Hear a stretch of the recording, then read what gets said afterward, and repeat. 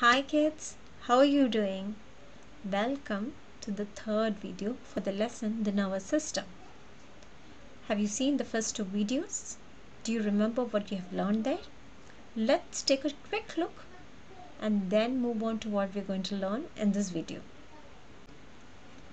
In the last two videos, you have learned about the structural and functional unit of the nervous system, that is the neurons. And you've also learned the parts of the nervous system, namely the brain, the spinal cord, and the nerves. You learned about sensory nerves, motor nerves, and mixed nerves or spinal nerves. And mixed nerves or spinal nerves are important for reflex actions. What are reflex actions? They're quick and automatic actions that take place when any of the sensory organs receive a stimulus which requires a quick response. For example, the prick of a pin, a burn. We have also learned about the parts of the reflex pathway. So in this video, we're going to learn about our sense organs. You are already familiar with the 5 sense organs, but we are going to learn more about the working and the functioning of the eye as well as the ear. The 5 sense organs, as you are all well aware of, are the tongue, the ear, the eye, the nose, and the skin. The tongue helps you to taste food, the ear helps you to hear, the eyes help you to see, the nose helps you to smell, and the skin helps you to touch or feel your surroundings. All of these sense organs put together provide the brain with sensory information about the surroundings and the situation. Now let us learn more about our eyes. Our eyes help us visualize objects and also help us in light perception, color, and depth perception. They are similar to cameras and they help us see objects when light coming from outside enters into them. The eyes, being delicate structures, are protected by the eye socket of the skull. The eye sockets are deep, bony holes in which the eyes are held in place with the help of fiber-like ligaments. The eyes are protected by eyelids which protect them from dust, debris, and bright light. We have an upper eyelid and a lower eyelid which are lined with small hair called as eyelashes. The eyelashes and the eyebrow also help protect the eyes from dust and debris. Now let us learn about the structure of the eye. Only a part of the eye is visible from outside. A whole eye is the size and shape of a ping pong ball. An eyeball is made up of 3 layers of tissue. The outermost layer is the white part of the eye, which is a tough and protective layer. The front part of this outermost layer is transparent and it is called as the cornea. Light enters into the eye through the cornea. The iris is a dark muscular tissue which is ring-like in shape. It is situated behind the cornea, and the color of the iris actually indicates the color of the eye. This is because the iris is pigmented.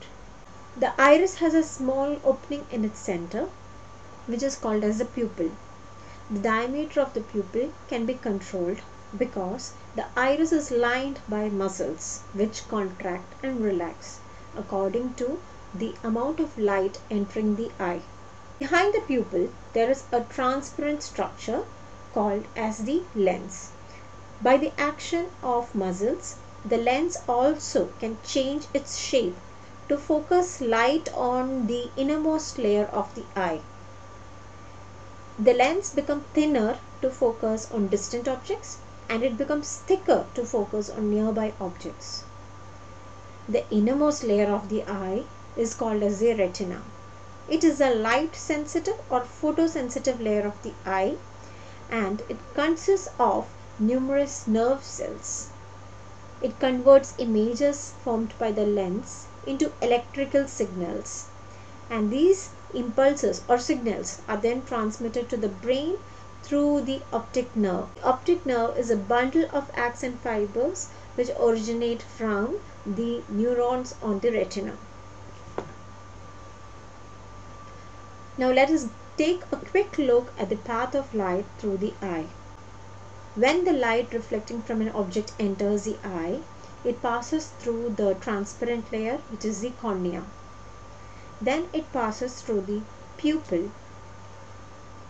The light falling on the lens is then focused onto the light sensitive layer, that is the retina. Here the neurons which get stimulated carry the nerve impulses or electrical signals through the optic nerve to the brain, and the brain interprets and puts together the signals to help you understand what you are looking at. Now let us take a look at how the pupil diameter is adjusted in an eye. The part of the eye which we can see is called as the iris. The colored part of the eye is called as the iris. The hole in the center of the iris is called as the pupil. When you step into a brightly lit room, the amount of light entering the eye needs to be adjusted accordingly, and so the muscles of the iris adjust to reduce the pupil diameter. This is called as a constricted pupil.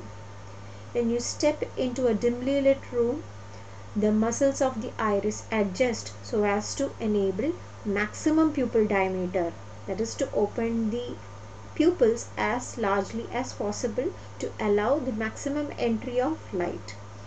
Such a pupil is called as a dilated pupil. You can see this easily when you stand in front of a mirror and flash light into your eyes. Now let's take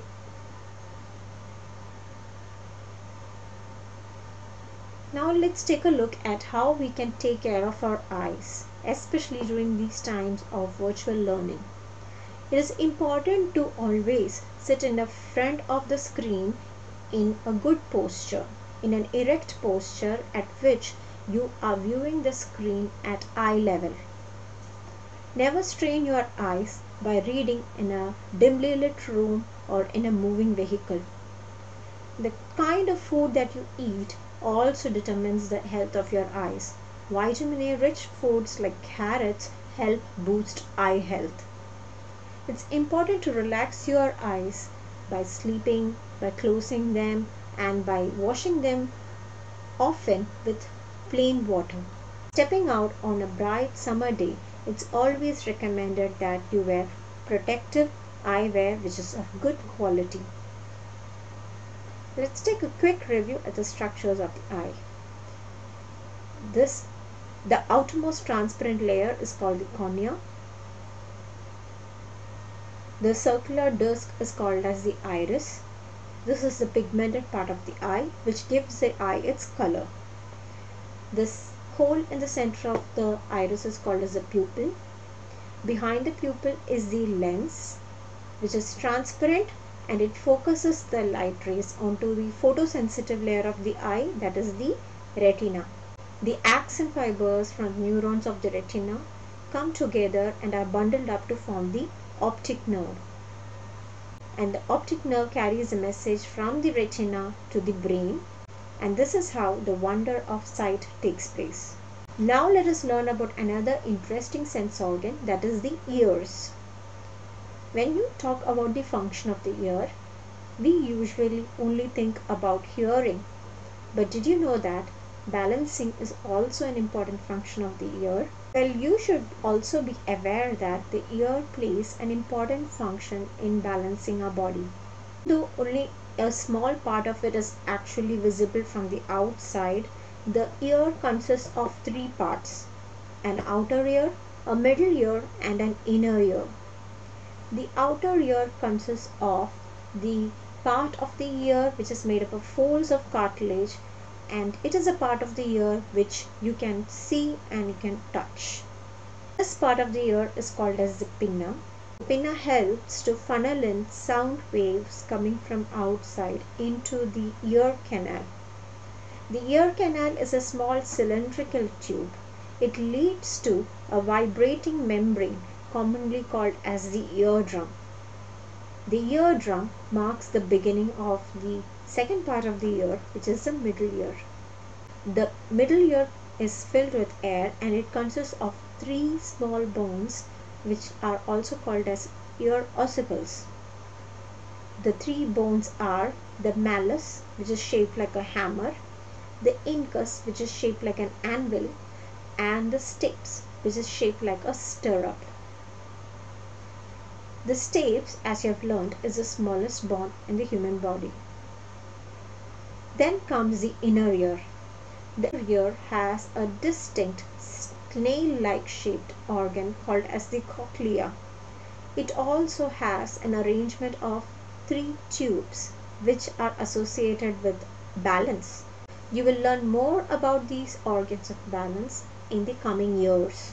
You should also keep in mind that the cochlea is a snail-like shaped organ which is filled with fluid, and it is lined by tiny hair cells which are connected to nerve endings.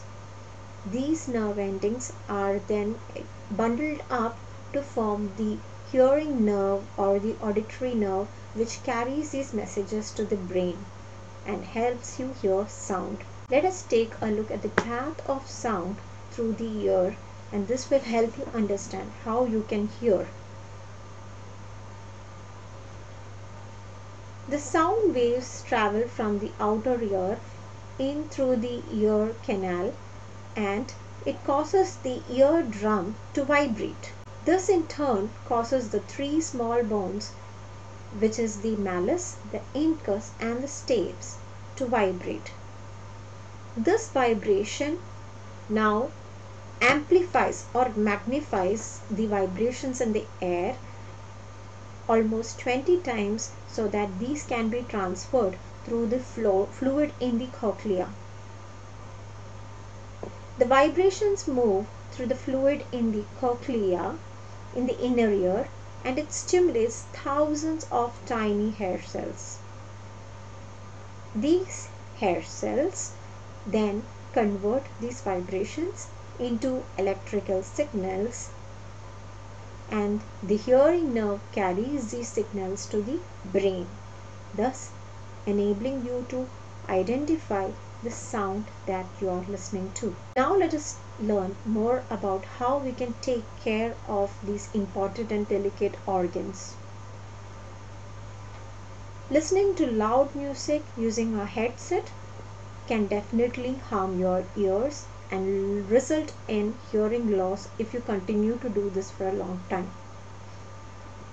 Standing near loudspeakers would also damage your hearing ability. Poking into your ears using sharp objects or even cotton buds or earbuds is not recommended, as this can also cause damage to your eardrum. When you want to clean your ears, you can use a damp cloth and slowly wipe away the dirt. Let us review the parts of the ear we just learned. The ear is divided into three parts: the outer ear, the middle ear, and the inner ear. The outer ear consists of a folded cartilage called as the pinna, which leads into a canal which is called as the ear canal. The ear canal ends in a thin membrane which is called as the eardrum. The eardrum leads into the middle ear, which consists of three bones which are in contact with each other. That is the malleus, the incus, and the stapes. The inner ear consists of a snail-like structure called as the cochlea. The cochlea is the most important organ when it comes to hearing. Also, do not forget about the hearing nerves which arise from the cochlea and carries the nerve impulses to the brain, allowing you to hear. Let us conclude this video with a thought from Gitanjali by Rabindranath Tagore. The delights of sight and hearing and touch will bear thy delight.